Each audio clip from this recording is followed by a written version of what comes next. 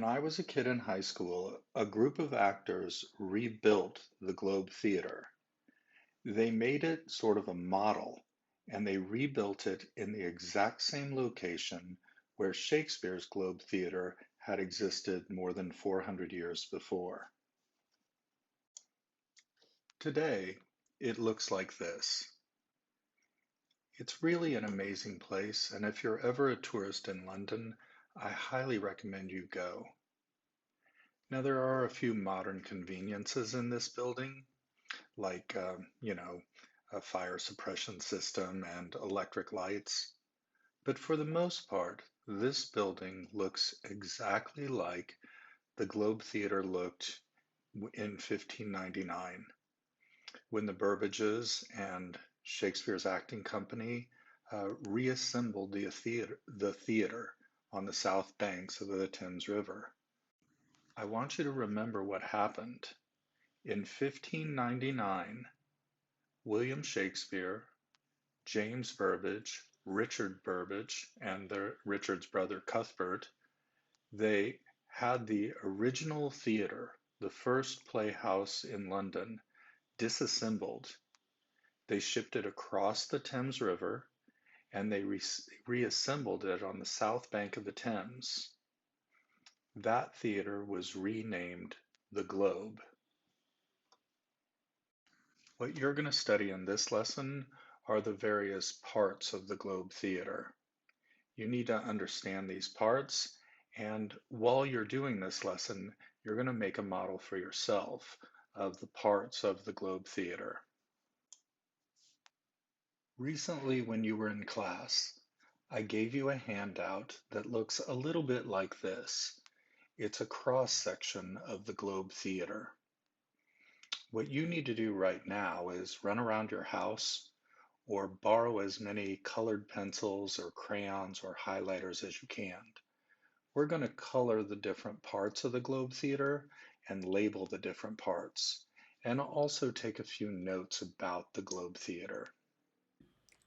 So your handout should look like this, and over the next few minutes, what we're going to do is color the various parts of the theater and make a little key that you can use to study for your first summative assessment.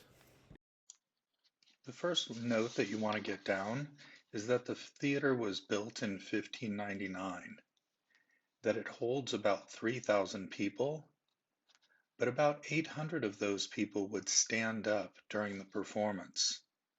The people who stood up only had to pay a penny to get in, and those people were called the groundlings.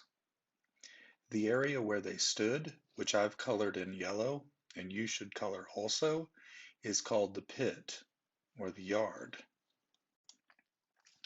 In the middle of the stage was a trap door, which I've colored in pink here. That's actually used in most of the plays, and they also use the area under the stage. I've colored it in green here. The area under the stage has two names. Sometimes it's called the cellarage, but the actors and the playwrights, they often just refer to the area under the stage as hell. To get on and off the stage, there are two doors, one on each side of the stage. You can see them that they have a tiny M on your drawing. Those doors are called the proscenium doors. Between the proscenium doors is the discovery space. It's a curtained area. Characters often hide there and overhear other conversations. Above the proscenium doors and the discovery space, you get the balcony. However, it has another name that I need you to know. It's also called the inner above. The balcony is incredibly important in this play, Romeo and Juliet, because Romeo and Juliet's most famous scene is in fact sometimes referred to as the balcony scene. The balcony served other purposes too. Up in the balcony is where the musicians for the play often sat and played from. It is also sometimes referred to as the Lord's rooms because actually the balcony are the most expensive seats for anybody who wants to come and see the play. That sounds really odd because if you're sitting up there and you're looking down, all you can see is the backs of the heads of the actors.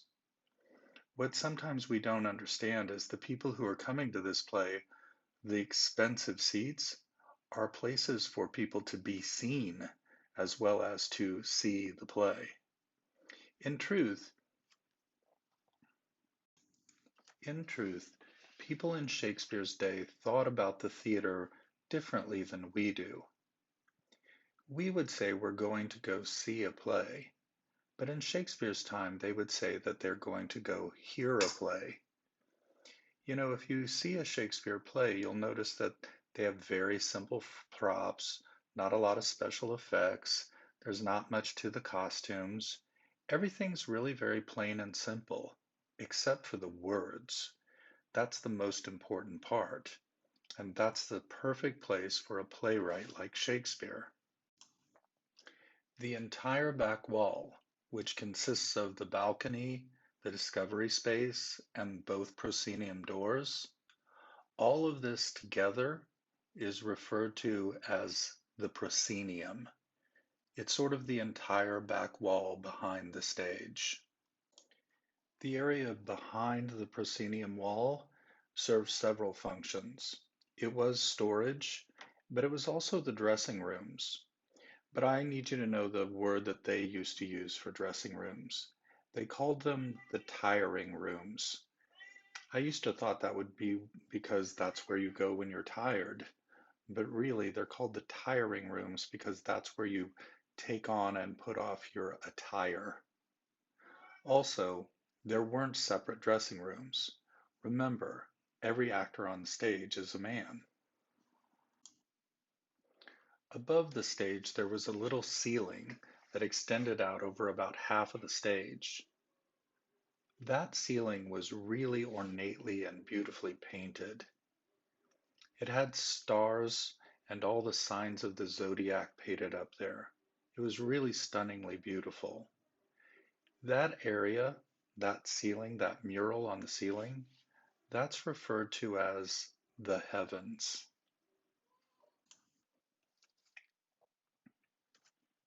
Above the heavens was a structure known as the hut. It's a pretty simple thing, but what happened up there was a lot. In the hut, they had a system of ropes and pulleys, which they would use so that characters could fly. They also had a machine so that they could make the sounds of thunder. And they had a cannon. They would shoot the cannon off during battle scenes. The cannon was probably a mistake, because it was a spark from that cannon during a performance of King Henry VIII in 1613, which caused the first Globe Theatre to burn down. The Globe Theatre had a special flag. It had an image of Hercules holding up the world, a globe. That's the flag that flew most of the time. However, on play days, they would have special flags. For a history play like Richard III or King Henry VIII, you would have a red flag. For a comedy like Midsummer Night's Dream or Twelfth Night or All's Well That Ends Well, you would have a white flag. And for a tragedy like Hamlet or Romeo and Juliet, you would have a black flag. People on the other side of the Thames could see those flags and they could make a decision like, oh, it's a comedy today. Let's go see the play. Distinguished guests would come to the play and sit in the gentlemen's rooms. They were still a little bit behind the stage, but at least they would have a pretty good view of the action. Most of the people who came to the theater sat in the gallery. These were sometimes known as the two-penny rooms, but for an extra penny, you could have a cushion. These people almost all sat on benches. There were chairs in the gentleman's room, but most people who watched the play sat on benches that didn't have a back to them. It helped them cram so many people into such a small space. The original Globe Theater had a roof that was made out of thatch. That's tightly bound grass. That was a common building material in 1599. You can see it on Anne Hathaway's house. Um, but that was also the design flaw. In 1613, the original Globe Theater burnt down. A spark from a cannon ignited that thatch roof during a performance of King Henry VIII. The next year, Shakespeare and the Burbages rebuilt the Globe Theater. This time it was even more glorious than before. The roof was tile, and they made some structural changes to the hut, which you can kind of see here. After Shakespeare retired and died, the Globe Theatre still continued to thrive for a few more years. Ben Jonson took over as the playwright of the Globe, but the era of its greatness had gone. Ben Jonson knew that Shakespeare was a greater playwright than he was, and when Shakespeare died, Ben Jonson wrote of him that Shakespeare was not of an age, but for all time. Truer words were really never spoken. Shakespeare is as valuable to us today as he was back then, maybe even more so. In 1644, the Globe Theatre was destroyed. It was like many other theatres in London, it was pulled down. A new order had sort of taken place, and the Puritans had power. They didn't like the theater very much. They thought it was immoral. And so the age of great theater disappeared for about 400 years. Then it came back. And now theater is great in London and in other places on the earth, like Broadway. But we owe so much to Shakespeare because we wouldn't have great theater today if it hadn't been for him and his friends and what they accomplished over 400 years ago.